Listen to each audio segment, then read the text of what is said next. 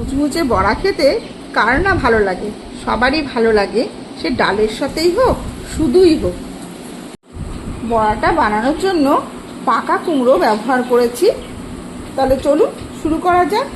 কুমড়োর বড়া বানানোর জন্য নিয়ে নিয়েছি 4 টুকরো কুমড়ো, 2টো কাঁচা লঙ্কা। কুমড়োটা পেস্ট করে নেবো মিক্সিতে, আর লঙ্কাগুলি কুচি কুচি করে কেটে নেবো। কুমড়ো পেস্ট হয়ে গেছে। কুমড়ো পেস্টের মধ্যে কাঁচা লঙ্কা কুচি নিয়ে নিয়েছি। চায়ের চামচে 2 চামচ বেসন নিয়ে নিচ্ছি।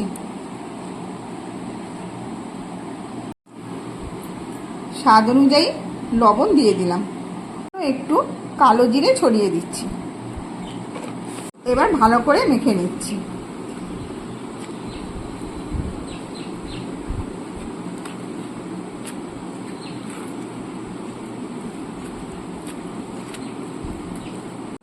এই মাখার সময় কিন্তু কোনো রকম জল ব্যবহার করব না। এই চামচটা দিয়ে আমি ঘুরিয়ে ঘুরিয়ে চেপে চেপে ভালো করে মেখে নিচ্ছি। কড়াই গরম হয়ে গেছে, সাদা তেল দিয়ে দিচ্ছি। তেল গরম হয়ে গেছে, বড়াগুলি একে একে ছেড়ে দেবো।